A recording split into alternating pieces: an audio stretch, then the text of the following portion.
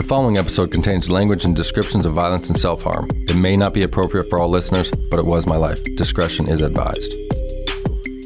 What up, what up? Welcome back to another episode of Roll Call with Chappie. And I get tired of saying the same stuff, but this dude is, I don't even know the word to describe it. I'm super excited to do this one today.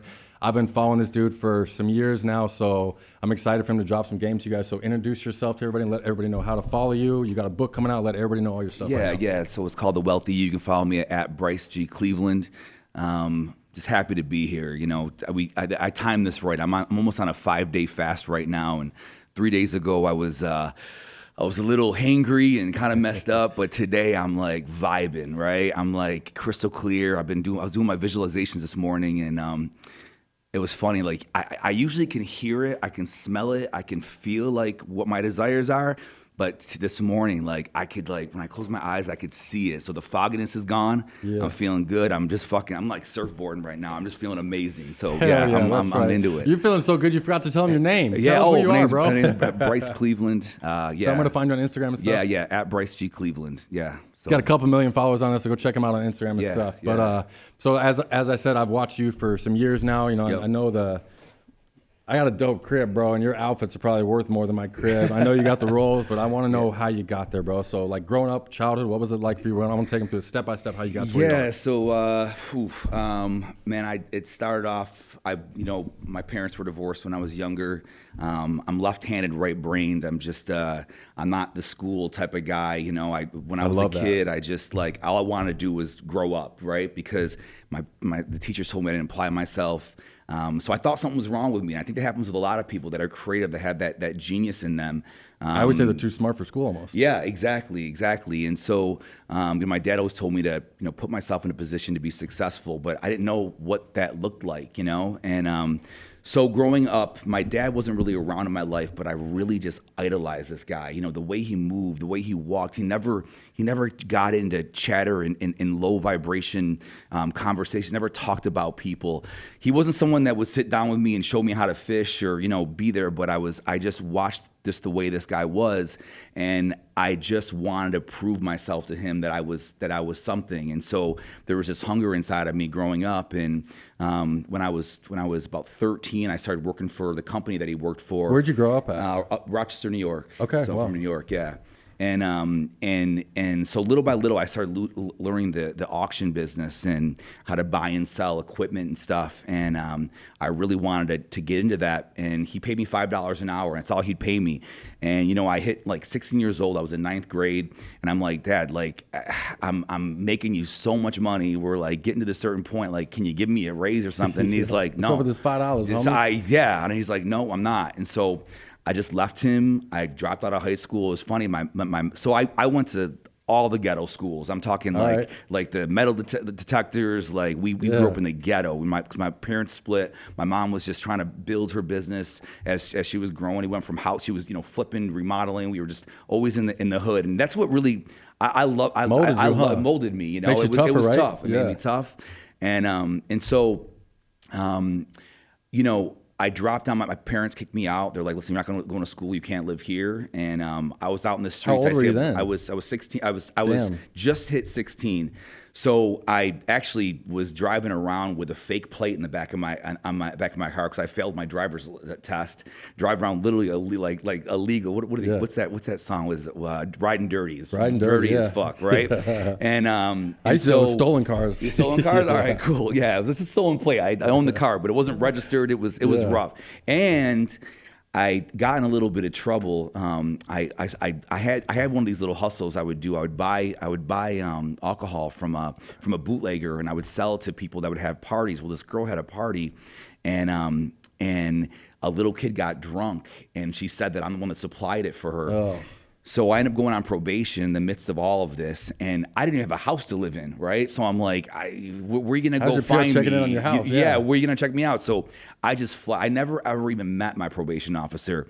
So I had a warrant out for my arrest for 3 years. I was on the run at a bench warrant while I was building my business. So anyways, what happened was my mindset was wrong. It was woe is me. How could my dad do this to me? I was homeless, sitting in my pickup truck, and one day I'm like, I'm not doing this anymore. Like, I'm going to boss the fuck up, and I'm going to change my mentality. I'm going to walk in the shoes of abundance. And there was this guy, Tom Golisano, someone I really looked up to. He owned the Buffalo Sabres.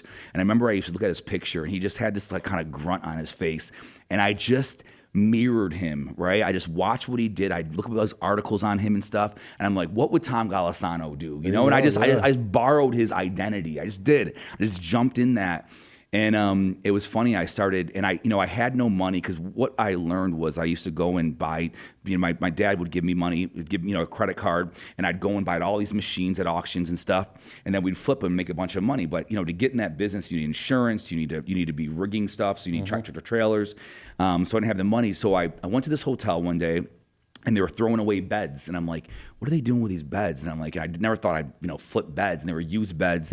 And so I'm like, I'll give you $1 a bed, and can I take these? So I went around the whole city, and I put these things. There was no Craigslist at this time. Yeah. There was barely no internet. It was AOL. You went on the internet to watch porn. That was about it, right? Sure. I don't even think we even had an email at the time. So I had these big bright up things that every electric box had my phone number. Call this number, get these beds, and I would stack them, and I load them up. I've never had a bed hustle on here before. Yeah, it was a bed hustle, yeah. and so I didn't get much business, and I'm like, wait, I got this idea. So I took a picture of myself, and I said, wanted, dead or alive, the guy with the best beds in the world, call this number. And everyone would laugh at me like, yo, that's that dude. Like, because I had it, I so spent you taught yourself days, marketing. Yeah, that's where I was like, I personified it, right? And it was something where it was remarkable. It was worth remarking. It was free. It was something that people would sit at the dinner table and say, did you drive by that on that corner of that street and there's a guy's face and why that, right?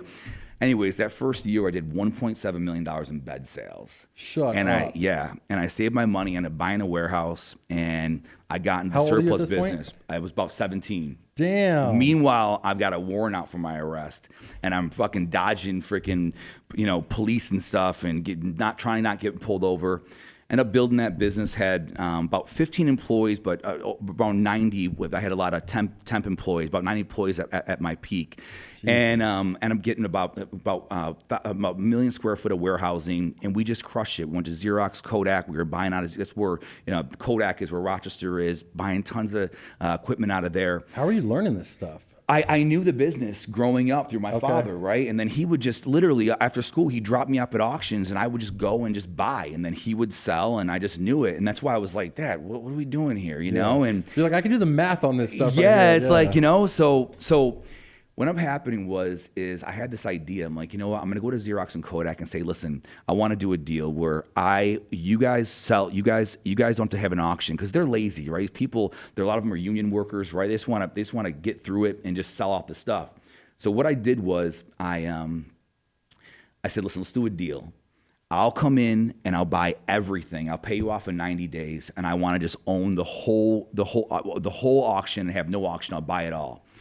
And for them to say yes was kind of stupid, but they did. Both of them did, and I monopolized the whole surplus industry in New York. So everyone had to buy from me. I'd go in, there'd be this huge auction, all this stuff, and I'd say, I'll take it. And then people coming to buy, where are they going to buy from? Me. So it really pissed, because and it was funny, the day I walked into an auction house, my dad was there. It's like he saw a ghost. He was like, what's he doing here? Because he thought I was, I was a goner, right? He was like, you got to come back work for me. And I'm like, no, I'm here. So a big company ended up calling me up, and they're like, we're buying you. And I'm like, no, you're not. It's like, yeah, we are. I'm like, no, you're not. Like, yeah, we are. And I am selling the company for $15 million when I was 19. Stop. Yeah, and so it's funny when that happened. Let me rewind a little bit. You even got Robin to say "damn" on air. You're not supposed to be talking, Robin. Let me rewind that a little bit. So what happened is there was a friend of mine that he knew I had a warrant out for my arrest, and that we were just in the peak of growing the business, and he was mad about some girl that I was talking to that he knew, blah, blah, blah. What does this dude do? He calls the police and say, I know where Bryce lives. This guy's got a warrant out. And he set me up. These bounty hunter guys come up through my back door, break down the door, put me in jail, and they said, I've been there. That place isn't cool. What? I've been to jail. It ain't cool. Yeah, it ain't cool. And they said, and the judge said, I'm going to throw away I don't know when I'm going to let you out. And I was facing a year. Damn. And so I knew the mayor, because I was doing so much for the city. I was creating jobs. I was buying all of their abandoned, warehouses. And so on the 90th day, they let me have because I was, they never arraigned me, right? So the whole time I'm in this like weird like stage, right? They didn't put me up to like the other, like the more comfortable spots. I was in the, like like the worst part, it was rough. And so on the 90th day, I had everyone come to the court, and they were all just reading off these letters, like, this is what this kid's done for he didn't really do. All I did was serve. I didn't give this kid alcohol, I was kind of a kid that just needed to I was just doing what I had to do. Was it right? No, right? But, I learned my lesson, and since then, I did a lot of good things. And I take you're not selling alcohol anymore to kids, but right? No, we don't do that anymore. and it's funny because that judge, he hated me, and once he heard everything, he looked at me, looked at everyone, and he goes, time served. On the 90th day, the day I went in, and I got out, and then 2 months later sold the company. And it was hard because I had to run the company from jail. I mean, I had my trusted people, and I was really the one that was doing all the buying. And then I had this contract that I had. It was a nightmare. But the whole time you're in jail, I ended up selling it. Yeah, thinking like, damn, they're gonna rob me. Or it's not gonna go well. Yeah. But what happened was I signed a 15-year non-compete when I sold the company, and I couldn't be in the business. I couldn't even be within a mile's radius of any Kodak building. If I did, I would be sued, and it was a whole thing. And that day should have been the most greatest day of my life, right? But I was bored. I sat there, I'm like, that was my community, and really what I realized then was, I realized a lot was that I should have enjoyed it a lot more. I was coming from a place of necessity, a place of just, I had nothing, and I was just running to the top to get something. And that's the difference between a warrior and a wizard. And I always think this in my mind, and it's something that I talk about a lot. And, a warrior, they set goals, and it's like, this business is going to make that money. This is that. Mm-hmm. The wizard really taps into quantum physics and vibrations. And a wizard, explain what quantum physics is for dudes like me and some of my listeners that don't even know what the hell that means. Quantum physics is what Jesus Christ, Buddha, everyone, they're all right. They're all talking about, right?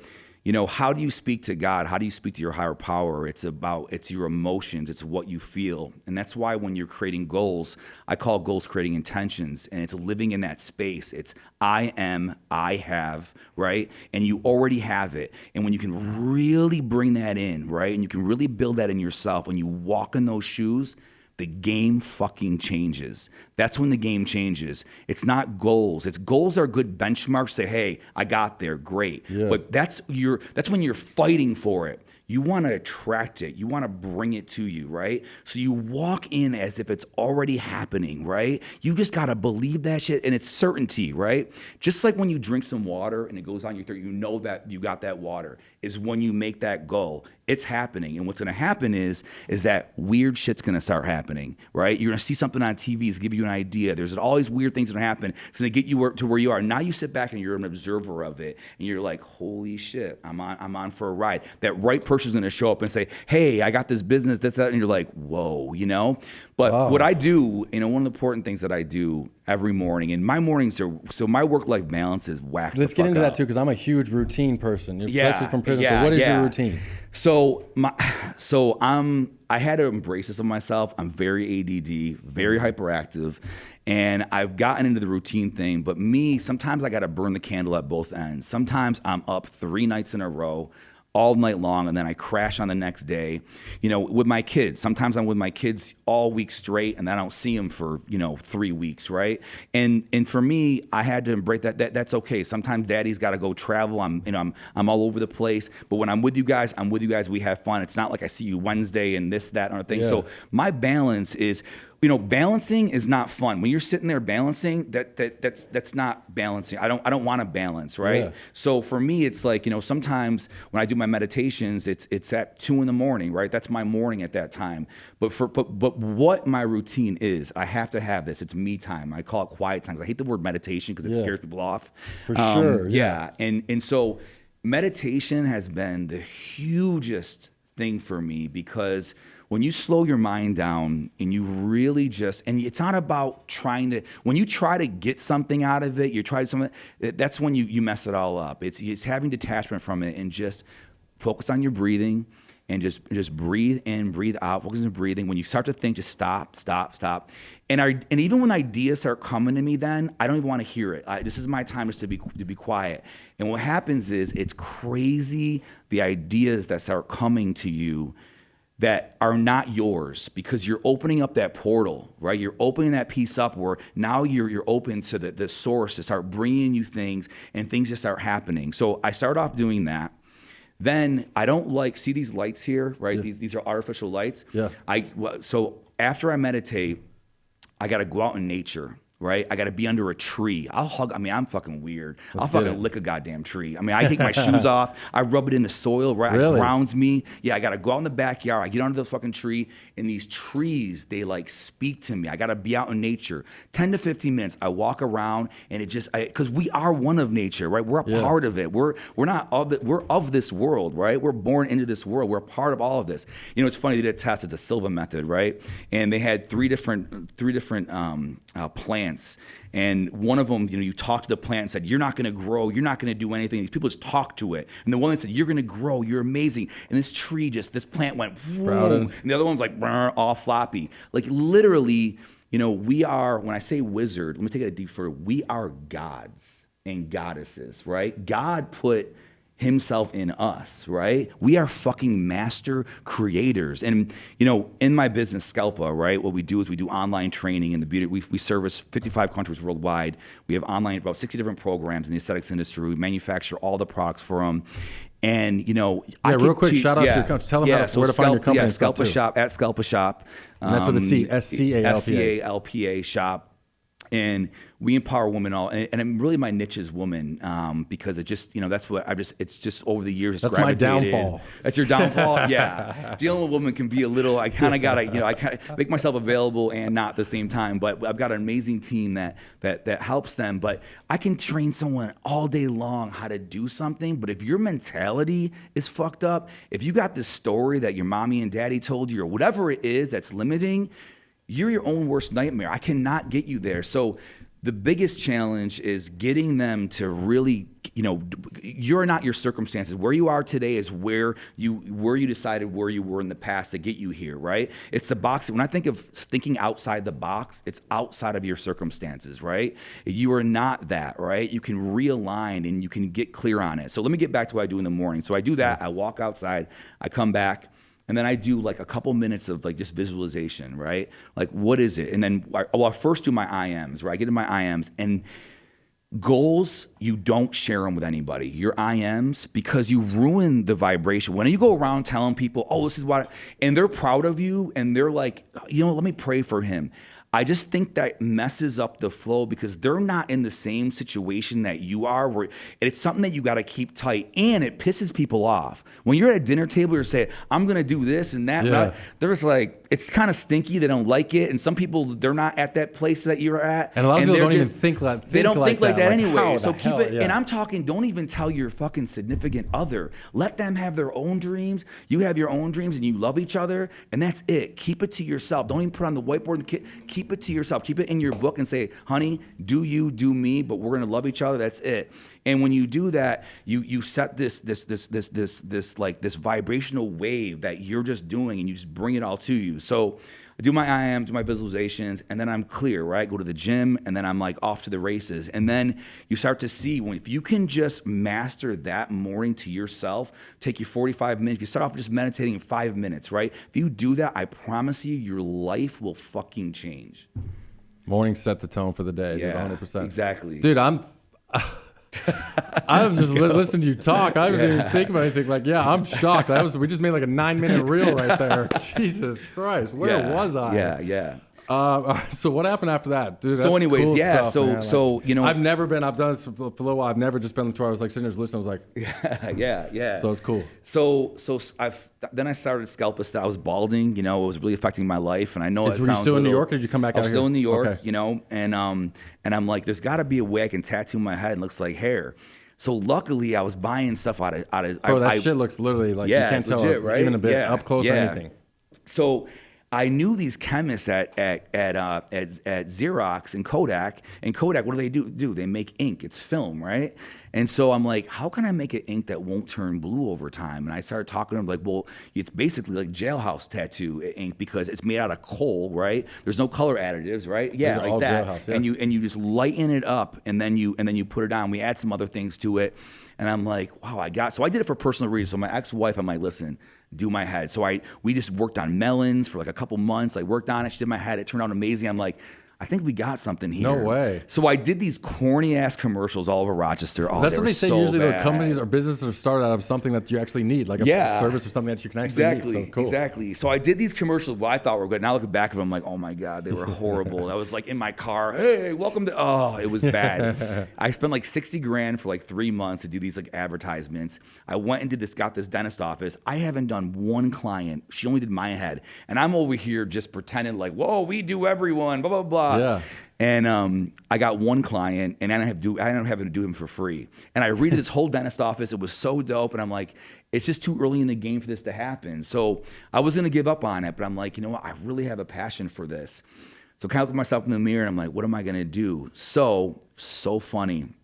My dad calls me up. This gets back to this Tom Golisano guy. He goes, this guy wants to talk to you. I'm like, who is it? Like, let's just meet at this hotel at the bottom of the restaurant. It was Tom Golisano, a guy the guy doesn't know who the fuck I am, right? He saw my commercials and he's like, yeah. And he's like, hey, you got something here. And he's like, I'd like to go in on it with you. And he ended up wanting 70% of the company. First of all, I had no sales. Yeah. And I'm like, I ain't giving away 70% of nothing. Well, 70% of zero is fucking zero, right? right? But I'm like, I was like, no, I'm not doing it. But thank you so much. It was nice meeting you. We became friends. So I reached back out to him. I'm like, and he owns Tom Golisano Children's Hospitals. I'm like, is there a way I can find kids that have bone marrow cancer and different people that have problems I can just do for free? He's like, yeah, I'll plug you in with them. So that first year, I'm doing around 70 to 80 people. I'd fly them out from Atlanta, California, everywhere. For free on my dime. I'd fly them out. Really? I'd do their head, and I just video it. Do their head, do that. So now I had all these people before and afters, all these kids, and it was an awesome story. So the media started getting attention on what I was doing, and people from all over the country started calling up and saying, I want to get it done. I want to get it done. How old are you at this point? At this point, I'm 21. Okay. Yep. Jesus. Yep. And so I started opening up locations all over the country. I had 35 locations all over the country. Then I started to do a franchise model, start franchising it. But then people wanted more. Like they wanted to learn because they're sitting there just doing heads. And they're like, well, I want to do eyebrows. This another thing. So I'm like, you know what? I'm going to create another company called Scalpa. So what we would do is Scalp Aesthetics. How long has Scalpa been around? Scalp Aesthetics has been around 20 years. Scalpa's been around about 10 years. Okay. And then I started Scalpa, and Scalpa was, we'd call someone a Scalpa when they would get their head done. We're like, now you're a Scalpa, right? Because like you've got this, we had this definition for it and all of that. I'm like, I'm gonna create a Scalpa Academy. So that's what I created. I created this online academy, and we just train people, whoever wants to get into the industry. And we train them and empower them, and yeah, it's a lot of fun. It's my passion, and how do you start a training academy online though? Like someone like me, like I wouldn't even know where to start with that. Yeah, so it's you have to like get a whole app. Yeah, you get a whole module, you get a whole box of everything. It's all in this kit, right? You open it up, you get a trainer that's assigned to you that works with you through the whole process, and there's no real time limit. Some people learn it in 2 weeks. Some people, because of their whatever, they take a year to learn it. Whatever it is, right? Yeah. It's there for them. And then we certify you, and then we help them. Then we put you on a global map. We drive business to you. We empower you. We've got conferences that we do. We bring, I've got online conferences every week. We've got a thing where they could get access to me every week, where we can ask questions and talk and just build a community. But it's a lot of fun. But that's just a piece of what I do. I'm a serial entrepreneur. We're doing the sober stuff. I'm actually investing in a ketamine clinic right down the street. I believe in. I'm a kind of a psychedelic kind of guy. Okay. And done the right way, and maybe done the wrong way too. But anyway, it's another whole story. But yeah, I like the story of people, right? I like value. I like creating something that makes an impact. I like watching someone start with, a dream and build it, and me to be a part of that, For sure. And just, from everything that I've learned, all of the rocky roads that I learned, it's like, it's not how to do things, it's connecting with people who are doing it, right? And that's what people really need to learn. Fast track your way to success. And, that's why mentorship and what you're doing, like the coaching is so important, because someone that's already gone through it, you don't have to figure out how to reinvent their wheel. They've got the tools, right? They know what it takes. And if you glass onto them and just feel their vibrations and just walk in what they're walking into and have to learn, you don't have to learn it the hard way. And, I've done that in my life. I had to learn it myself. And some things you do, right? You can read things in a book all day long, but you got to fall on your fucking ass. You know what I'm saying? And you got to do it, and that's okay too. But for a lot of it, if you can have that knowledge and wisdom, and you'll find that as you grow and knock yourself out in certain things, is every endeavor that I get into, I'm like, who's doing this the best? Who's the best at it? Give them a call, and how are you doing this? Hey, I'll pay you to mentor me on this, and get yourself uncomfortable. And that's kind of how I've in my endeavors, getting in different industries, have helped me fast track. Damn, that's cool, bro. Yeah. So, Scalpa, then when did you move over from New York, or what? I moved here 8 years ago. I was gonna move to Florida for tax purposes. I'm building a place in Panama right now. I'm doing some offshore stuff in Bali right now. Kind of my goal is to have places all over the world, more for my kids to experience life when they grow up. I think that traveling is so important. I mean, you go to Bali and you. Where is Bali? So Bali's in Indonesia. It's about a 24-hour flight. But it's just another whole world, and these people are just so different and special, and just, it's like when you really get yourself out into other cultures, it just changes you. And so for my kids, I think the biggest education I can give them is having them travel and experiencing the world. So yeah. That's dope, bro. Yeah. Okay, so did you move over here with Scalpa, or? So no, Did you just keep going with that in New York? So Scalp Aesthetics is based out of New York. Scalp is here, I came out here. There was a guy that. And what made you choose Arizona too? Yeah, so I was gonna go to Florida, and then there was someone that I thought was stealing from me. It was one of my franchisees, and he said that he got this beautiful place in Biltmore for me, right? And he showed me all these pictures and it looked really, really nice, but it was like just outside of Biltmore in kind of the ghetto area. Yeah. And so I showed up there, and there's like gates around the place, and so I'm like, this motherfucker, like I can't be representing my place like this, Yeah. So I showed up there. So I show up here, then I'm like, oh, there's a place called Maya, and they're like Tiesto's playing. So I'm like, oh, I'll go there. I'm like, dang, I thought this was like old people lived here, I'm like, this place is lit, Yeah. So my ex, she was like, I don't want to live in the desert. I'm like, just come out here. I'm like, I think you'll really like it. And so she came out, and New York, high taxes, winters suck. Everything, 8 months out of the winter. I can't do that. Where are you originally from? Here, bro. Oh, you're from here. Born and raised, so bro. So you don't, dude, like being locked up in your house for Take 8 months out of the year. I know. I can deal with this heat. I don't be shoveling snow. So I love it. I've met amazing group of friends here, and not to mention Arizona's got a crew of dudes here. I know. Bro. You know what I mean? I know. A lot of just enterprising people from everywhere that have all come here. So this is my home. It was hard at first. I was really homesick. I would find myself always going back, and the fact that I moved way too far up north. I moved on Gamble and Gamble Lane and Rio Verde. So it's like to get here, it's like 30 minutes, Yeah. So I was there for 2 years. Then I moved closer to Scottsdale and stuff. So, but you're yeah, up at Eagle Mountain now, right, or something? I'm up that area. Okay, cool. Yeah. So when you get out to Arizona, you're just keeping the Scalpa thing going, or what is your first few years in Arizona? So first years in Arizona, I was got into a bunch of endeavors, a lot of real estate stuff. I do a bunch of real estate stuff. I've got I like to invest in people's ideas. Did some vape stuff. Just more of like an investor, private investor, but that brings value, right? Yeah. That brings just I don't like to just be someone that hands off money. That I want to be an active partner. Too. Yeah, so I can learn stuff, right? But at the same time, bring my pizzazz to it. So you name it, I've been into it, but I've been burned, more times than none. But the other thing too is I like to really share in business. It's so important. And I've had a lot of guilt about it in my life for when I was younger, but I became the master of it. And I want everyone to take this really seriously, is delegation. And delegation is really what the universe is, right? The universe, if you look at the way plants are and how animals take from plants and the bees work, and all of it is they're delegating. And when you bring on a team, right, you bring on people that are better than you, right, that are, and you give them that opportunity to fuck up, right? You give them the opportunity to create, to think on their own. And people that are micromanagers, they're cutting off the universe and the beauty and the creativity and the energy, right? So what I do is when someone comes on, I say, hey, here's the project, here it is, go, right? I'll give you a little bit of guidance, give me a call, give my guys a call, but just take it because I know you're qualified and go to the moon. Mess up, right? I'll tell you know, we can just, and then just let them be their own boss and just flourish, right?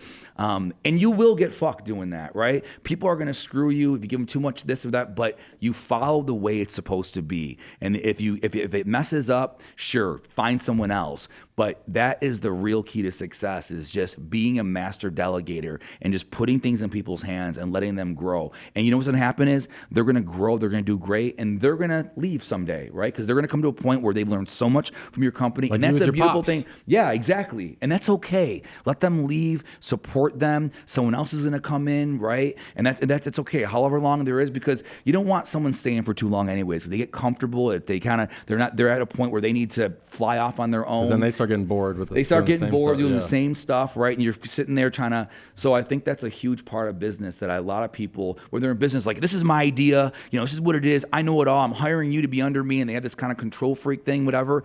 Yes, it's your idea, beautiful, but if you let people flourish within your business, that's where the magic really, really happens. Dude, I love that. You're all about just like the world being the world and just letting things roll and stuff like that, which I'm trying to be more like. I'm not a micromanager, but I like to be in control of shit. I ran a bunch of prison yards, so I still like to be in, and I'm trying to learn how to be like that, just to meditate and just let you go. So that's like what I'm working on in purpose. So people are going to get a lot from this because I'm even just been listening to like, oh, that's what I need to hear right now to myself. So it's fire stuff. Yeah. All right, so Scalpa clearly has been blown up. So you just been blowing that up since then? And then what are your blowing next that plans? up. I got a company called ERC USA. You know, it's a tax company. Yeah, we got that. You know, I'm building a program right now on mentality and coaching. I don't have it done yet. It's been, you know, it's a part of my book. So my book is literally talk about your book right now, too. It's I don't want to call it Bible, it kind of pisses people off, but it's really a guide for me. I mean, at this point, I just flip to a page and I read it and I'm like, wow, I had to read that today.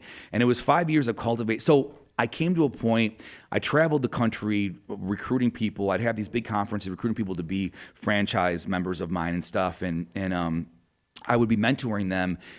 And I found myself, I felt like I was a fake. I felt like I was telling them what to do, but I wasn't living it myself. And I was saying, hey, you know, do this, do that, do that. But I didn't really know like where it was coming from or how it really worked. And I started getting it just kind of came upon me, quantum physics, right? And like how the universe really works and like the science of it.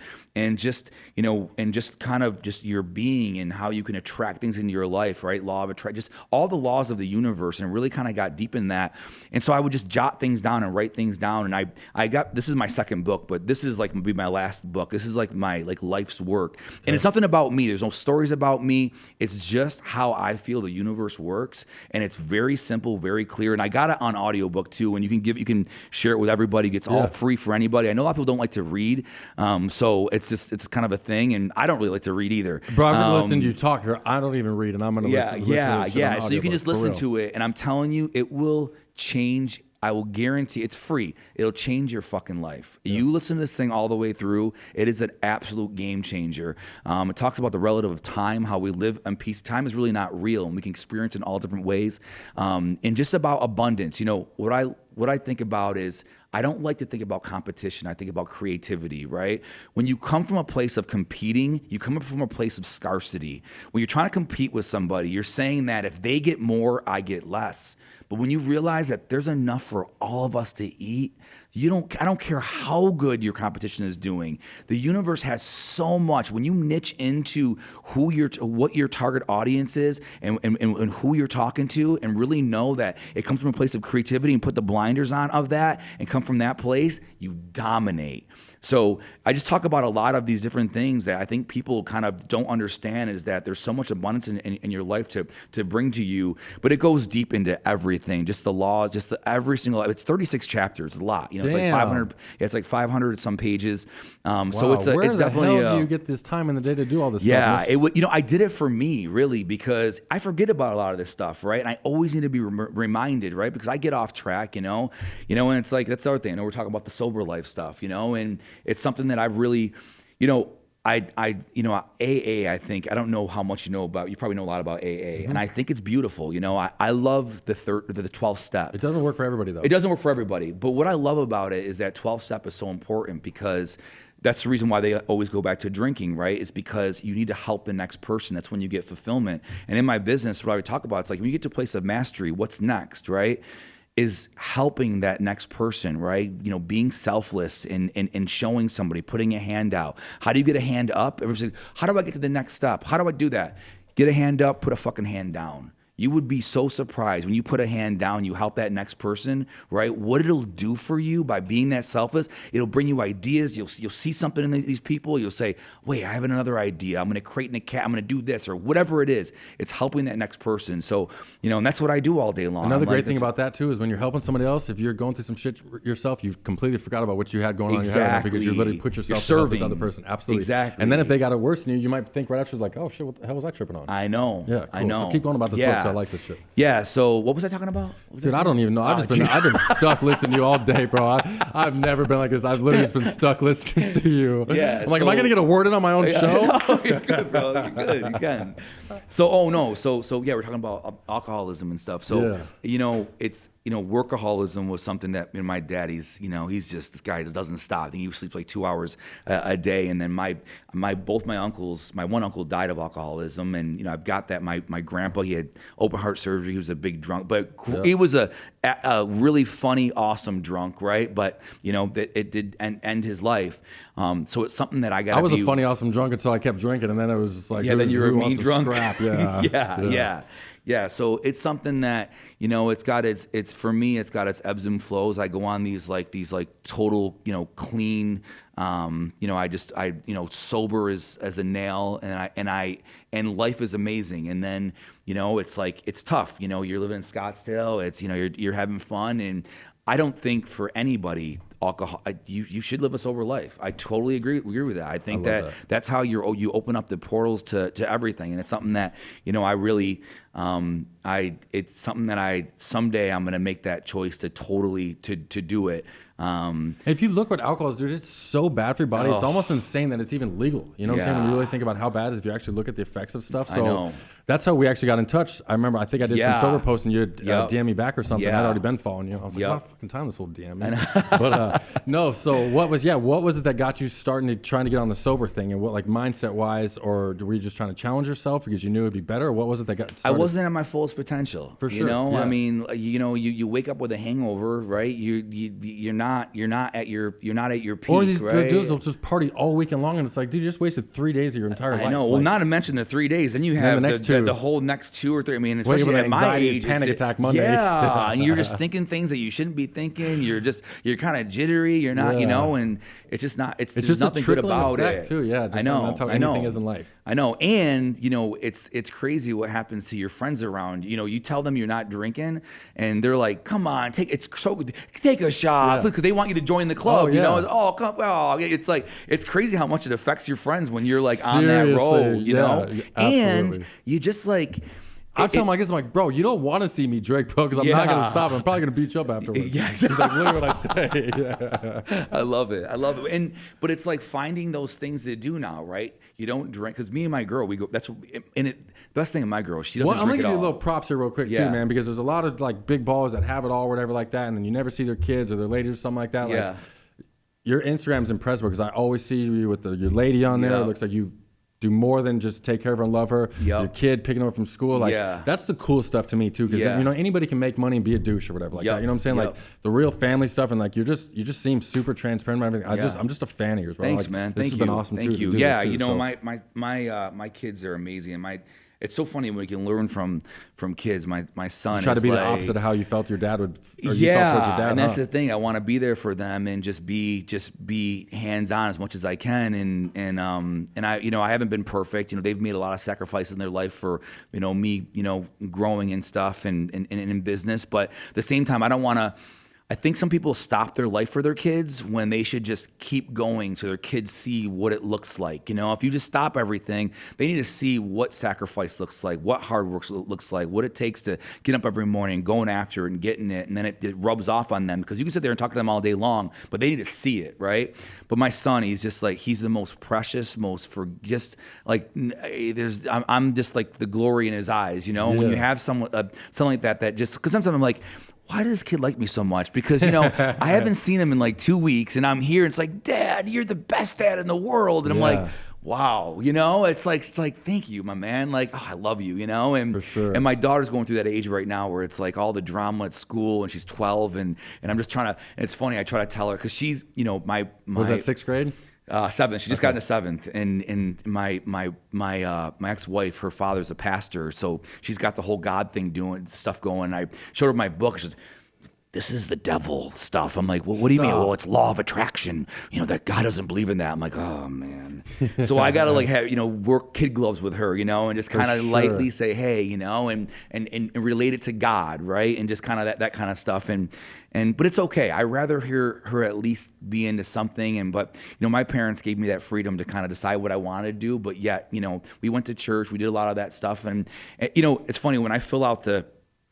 We go to the doctor, fill out the paperwork, right? It's like Bryce Cleveland, and it says like your sex. And I'm like, yes, I love sex, right? And then like religion, it's likewise. Like and it's like in religion, it's like yes, right? Yeah. I love religion, right? But it's like I watch it from an observer. I love all of it. I think it's beautiful, and like you read the Bible and like what's said in it, just learn so much from it.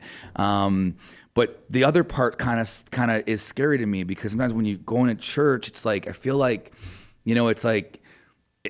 It's almost like they're not empowering you sometimes, I feel, with some churches. And I think that if you like really the truth is that, like I said before, is that God lives inside of you. And when you can really realize that like you are just this master creator and it's not like he's away from you. It's like, yeah, he is your higher power, but he does live inside of you and you've got that power and you can really encapsulate that and walk in those footsteps. The game really changes. And so when you're praying, it's like, God, can I get this? It's like, no, it's like, I know you got me. And I know when I say that this is going to happen, it's so goddamn certain, like you fucking got me and I got this. And that's when the miracles start happening. So I think there should be a lot more of that. But that's just my opinion.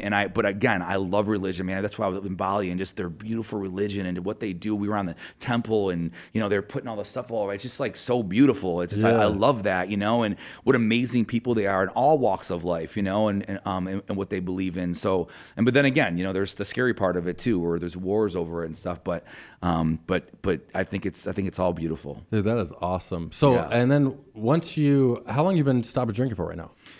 So, I mean, and we don't have to get official. You're not an AA or anything like that. Like no. There's a lot of people that they can benefit from being sober, even if they're not drug addicts or alcoholics either way. You know what I'm saying? Like, I'm not a fan of alcohol, period. You know what I'm saying? Yeah. Not everybody is an addict like myself and they can't do anything. So, like, I want people to listen to your stuff and be like, fuck, maybe I should stop drinking myself too, because it's not good for me. Yeah, no, it's not. So, I mean, I drink this weekend, so it's not like, but I go on these, 90-day, deals where I just don't drink and I really hone it in.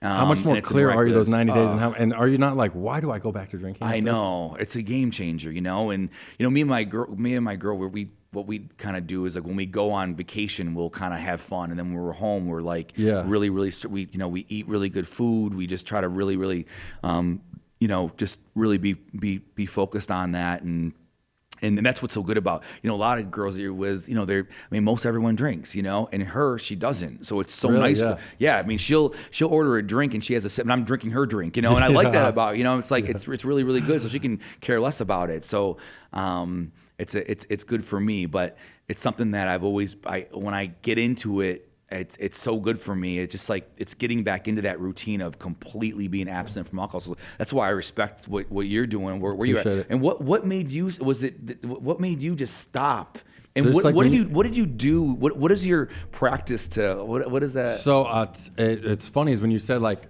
I remember right when you said earlier. It's funny a lot of similarities we have besides you're balling and I'm not, but like the when you said something about like how I'm just like saying fuck it, I'm gonna like do this. That's like my thing with alcohol is I was never like a drink by myself, whatever. I like to party. That's it. I've never had alcohol in my house, even at home before. I just like to party. But when I party, I don't have an off button. And then if I'm blacked out, I'll do drugs or something. And I don't remember when I was a year out of prison, bro, and I was at the bar drinking for a buddy's birthday party. Last thing I remember is doing a Rumpelman shot. And then next thing I know, I literally wake up in an ambulance on the way to the hospital. Wow. And I thought I got in a bar fight. I'm like in and out of consciousness. And I asked the dude, I was like, what the fuck happened to me today? And he's like, you overdosed. And I was like, I don't even use drugs anymore. Wow. He's like, well, you did today.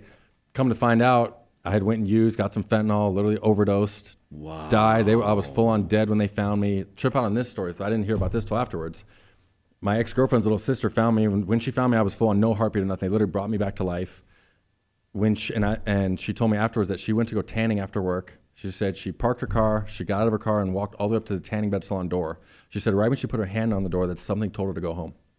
So she took her hand off the door, got back in her car and went home to go take a nap, and she found me.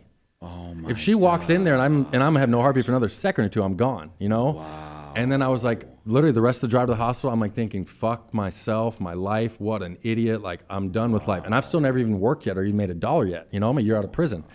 And I remember getting to the hospital and I just finally had this little moment of clarity. I was just like, dude, I'm gonna do this, you know what I'm saying?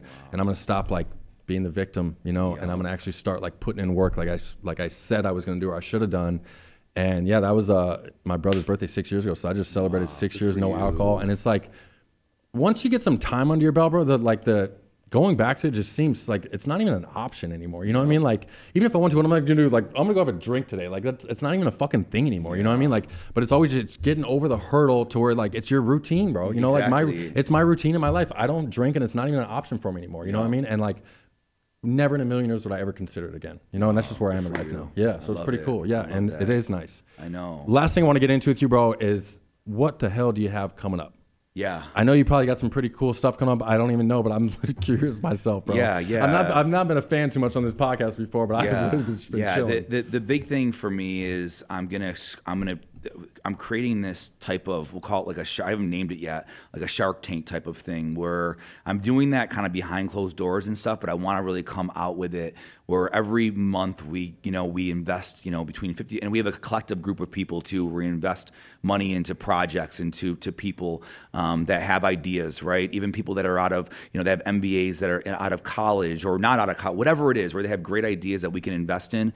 And also it's my training program that I'm creating where I really get into kind of what Alan Watts talks about. I don't know if you know who that is. I mean, I look up, he died. He was in a lot of these guys that I look up to, they were like around, it's crazy, they're around like in the 1912, and they, just the knowledge that they had. And it's just crazy how our technology has like decreased over the last 100 years. It's like, energy and electricity. And like, I mean, we had Tesla and how they just dumbed us down. You look at the Egyptians and how they did certain things and levitation and all of that. It's like, because it's all over money, government, right? They want you to be on oil and all this stuff. Yeah. And it's so anyways, I know that's kind of off on another whole tangent, but no, I feel it. But it's just, I really want to teach people that extra level of the quantum soup that we live in and how to manipulate and almost have psychic abilities. I mean, one of the things that I've really realized is, I mean, I talk to my car, I talk to my walls, I talk to everything, and I just embrace everything because this is all, even though it's in a different form, it's living, right? And like, thank you, table, for like supporting me today, and like being here, like, and just when you start doing that for a couple days, you start just appreciating things, and you start, and it's gratitude and just everything around you. And so I want to just teach people like different ways of living that way, where things start coming alive and they start really just things start growing in different ways. So I'm basically done with it all. I'm just putting into a course. We're done with it in a couple of weeks, so I'm excited to really unleash. And that's why I've been going ham on Instagram with just every day, just videos and all of that. Because I'm trying to build that house of credibility. Like, hey, this is what I'm doing, and then come out with the course. So it's something really personal for me, and I'm excited to share it with people. Dope, bro. Yeah. Thank you for Oh my dropping God, my some man. game today, bro. Yes, for brother. real. Yeah. Go check him out. Bryce Cleveland, Bryce, and you better know how to spell Cleveland. Bryce G. Cleveland. Yep. Dude, thank you for being here. Thank you guys all for tuning into another episode. If you didn't get some knowledge on this one, don't listen to my show because there's no hope for you. Thank you guys again for being here and have an awesome week. See you. Thanks for listening. If you enjoyed the show, please subscribe wherever you get your podcast and leave us some feedback. We would love to know what you think. You can find everything discussed in this episode and more in our show notes below or petermeyerhoff.com. I am Peter Meyerhoff, and you've been listening to the Roll Call with Chappie podcast.